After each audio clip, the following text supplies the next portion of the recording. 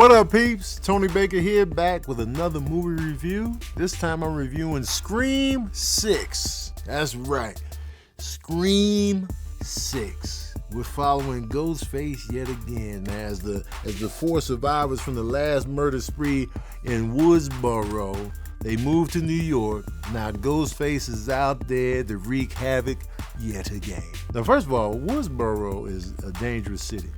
They always talking about Chicago, Detroit, St. Louis. Wherever Woodsboro is in these movies, man, they be getting murdered out in this small town. You know what I'm saying?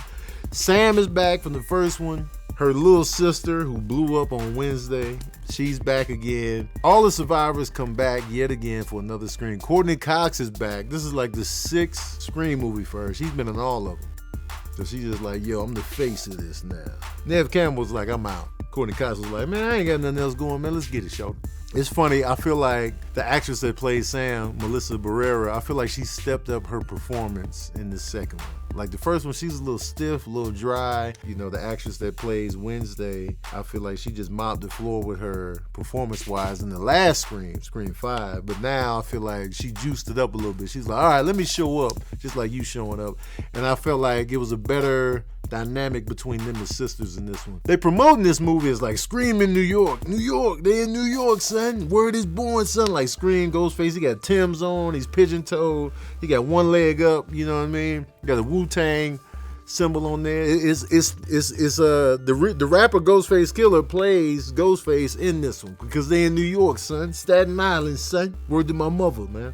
They're not really doing that, but you know what I mean. But I feel like they didn't really make New York a real character of this movie. Like, I feel like they just happened to be in New York, and I feel like they had a scene on the subway. That's the only part that felt like New York, for real, for real. It was like, yeah, all right, they on the subway in this scene. Another thing about the Scream movies is they never work the killer. I've been saying this on a lot of my movie reviews. If you've been watching my movie reviews for any length of time, you know I always say, work the killer. And the Scream franchise is notorious for not working the killer. They didn't work the killer, but I'm going to come back to that in a minute. Now, the survivors from the last film, the brother and sister duo, which is the sister in that duo. Remember the character in the first couple Screams, Randy? He was the movie guy. He was like, yo, you got to be a virgin to survive. She's that same type of character now. And she's back. You know, her and her brother survived the last one, so they come back again. And she's still on that energy. Like, anybody could be a suspect. We setting up these new characters. And that's what Scream is. It's basically like, all right, we getting the influx of new characters. We got the old characters from the first one, or the one previously. And now it's like anybody's a suspect. An old girl from Scream 4 comes back. The girl that used to play the cheerleader on Heroes, played by Hayden Panettiere, she's back. And it was funny, she worked with the FBI, and I didn't buy that for 1 millisecond. I didn't buy that for 1 ounce of a millisecond.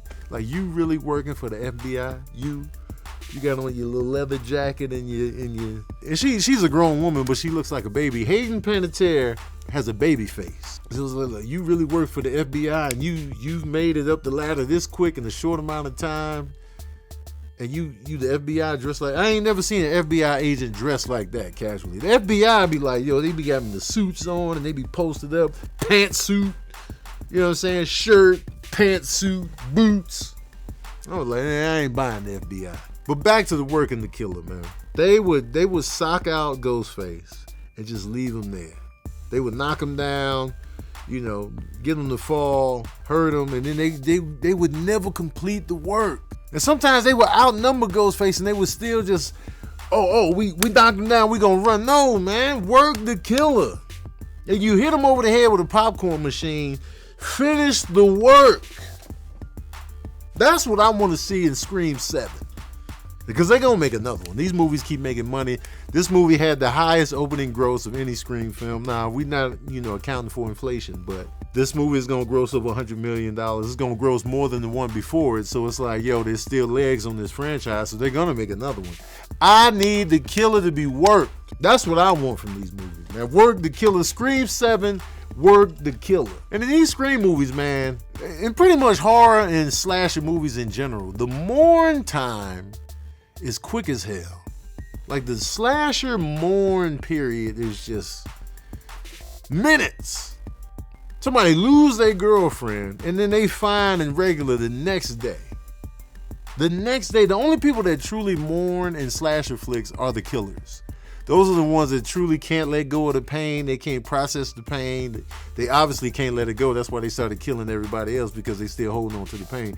Everybody else, the survivors, the good guys, they just be like, yo, man, my girlfriend died. Anyway, they cracking jokes in the next scene. They just regular, like ain't nothing happened. Now, mind you, I'm somebody that experienced profound loss, and I was joking immediately after.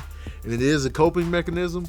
But still, for movie purposes, give us the mourn. Give it the feel that. Sit in it, marinate in it, let it haunt you for a little bit. At least for a day or two. I need to feel that loss. And I don't feel it in the Scream movies, you know what I'm saying? I need to feel the loss. The dynamic between the sisters is really strong. I like that element that they added. Courtney Cox is back yet again. She does a good job as Gail. And then there are elements where you do know they are in the big city, like they went to over there by Central Park, or you know, there's a high-rise apartment. But other than that, I feel like they missed opportunities to really let us know that they was in New York. They could have been grabbing pizza slices and then throwing pizza at the Ghostface Killer, or just like doing mad New York stuff, son. Like I didn't hear no hip hop driving by, man. I need to feel that, son. They should have had a chase on the Statue of Liberty, B. Like, you know, give us that New York feel, man. Take us to Brooklyn, be on the stoop, and then Ghostface run up, and then we on the stoop, son. Go to Brownsville, MOP, you know what I'm saying? Brownsville, Brooklyn, man. Take us there. You know what I mean? Give us the New York coffee cups, man. Bring this all in and make it New York, son. Where's the Jay-Z cameo, man? Where's it at? Where's Tracy Morgan? Give us all of that. But, you know, the movie itself is just, it was solid, though. It was entertaining. It was exciting. I did like the characters. And I went back and actually watched all the Scream movies. Scream 6 is actually ranks pretty high within the catalog. I would say, I still say Scream 1 is the best, because it was the one that kicked it off, and it was the one that made fun of other slasher flicks, and I feel like they've been trying to replicate that ever since. I feel like Scream 3 is the weakest in the whole franchise. Scream 3, they're probably Scream. So if I go from bottom to the top, right here, right now, Scream 3 is at the bottom, worst one. I didn't like it at all. Scream 2, just because it didn't really have a lot of personality. It was just like Scream 2, and that's all it was. Then I would go maybe Scream 5. Then we go Scream 4, Scream 6, Scream. That's how I'm feeling it right now. But forget all that. Y'all want to know the smooth jazz review of Scream 6? Well, here it is. Oh yeah, I'm giving Scream 6 3.5 saxophones out of 5. Yeah, man. Work the killer, man. I don't want to see no more of these movies if the killers ain't getting worked. Work the killer. When you knock them down, finish them off. Put the extra pistols on them. Beat them down with the boots. Grab the lighting fixtures, toasters, microwaves. Work the killer. Baseball bats, furniture. Put the love seat on top of their nugget, man. Stop letting them fall and then running off. Keep your eyes on the killer the whole time, man. Sick of this, man. I'm going to make my own horror movie and call it Work the Killer, and the killer's getting worked. The movie's going to be 15 minutes. But it's going to be different killers, and they're all going to be getting worked, man. Don't steal my idea. All right, that's my review of Scream 6. Let me know what you thought of the movie in the comment section below. And also, how would you rank the whole Scream franchise? Let me know how you would rank them. And where does Scream 6 fall within the franchise for you? How do you rank it? Let me know in the comment section below. Also, don't forget to like, share, and subscribe. And as usual, we out here.